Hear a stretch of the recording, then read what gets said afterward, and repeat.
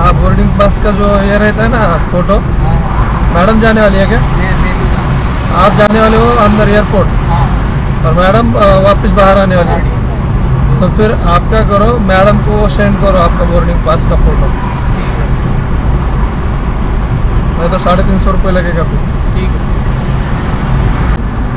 मित्रांनो, आज आपण पाहणार आहोत पुणे एअरपोर्ट। तर पुणे एअरपोर्टमध्ये आपण एंट्री करणार आहोत आणि पुणे एअरपोर्टमध्ये एंट्री केल्याच्या नंतर काय काय आपल्याला दृश्य असतात ते पाहायला भेटतील।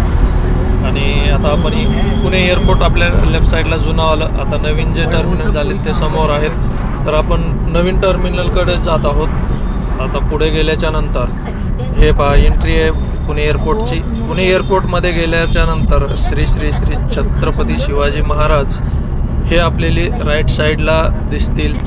आणि पुढं ज्यांनी आपलं अखंड भारताचं संरक्षण केलं मित्रांनो, असे आपले छत्रपती शिवाजी महाराजांचा पहिला पुतळा आपल्याला तिथं पाहायला भेटतो एअरपोर्टमध्ये आल्यानंतर।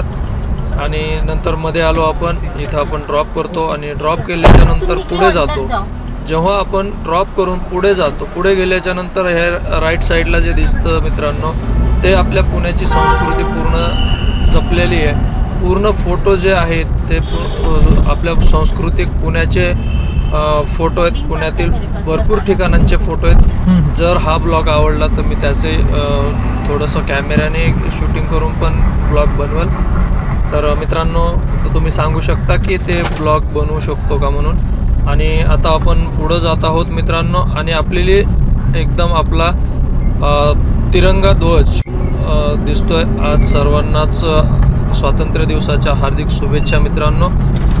आणि हे पहा राईट साईडला एवढं सुंदर आणि छान बनवलेलं पुणे एअरपोर्ट आहे, जे की तिथं गेल्यानंतर मनाला एकदम प्रसन्न करून जातं। अशा प्रकारचं आपलं पुणे एअरपोर्ट आहे। आणि पुणे एअरपोर्टच्या बाहेर निघताना जर आपण सरळ गेलो असतो तर विश्रांतवाडीकडे गेलो असतो, आणि आता मी लेफ्ट घेतला आहे आणि लेफ्ट घेऊन या दुसऱ्या एक्झिटमधून बाहेर पडत आहोत। तर हे विमाननगरकडील एक्झिट आहे। तिकीट गेट पास ते काय बोर्डिंग पास। ये ठीक है, मेरा कॉल चल रहा है, आराम से मीटिंग चल रहा है, कुछ सब आने में।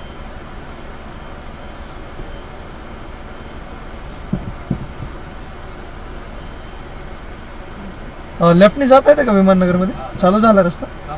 ठीक। तर बाहेर निघल्याच्या नंतर आपण शक्यतो राईट घेऊनच विमाननगरला जात होतो, पण आता आपण बाहेर निघल्याच्या नंतर अशा प्रकारे लेफ्ट घेऊन देखील आपण बाहेर जाऊ शकतो।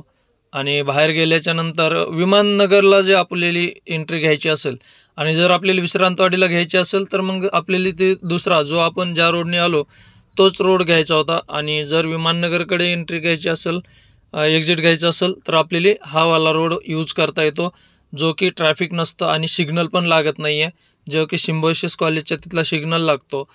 तर हा तो सिग्नल आपण मिस करू शकतो, डायरेक्ट पुढे येऊ शकतो। आणि सगळ्यात महत्त्वाचं मित्रांनो, आपण ज्यावेळी पण वळण रस्ता असतो आणि वळण घेतो तर तेव्हा काय काळजी घ्यायची, तर सर्वात महत्त्वाचं मित्रांनो, इथं पहा कोणी येईल की नाही येईल मला माहिती नव्हतं, पण मी माझ्याच साईडनी टर्न घेतला आणि पुढे गेलो। आणि अशा प्रकारे आपण विमाननगरमध्ये एंट्री करू शकतो एअरपोर्टमधून बाहेर निघाल्याच्या नंतर। कसा वाटला ब्लॉग मित्रांनो?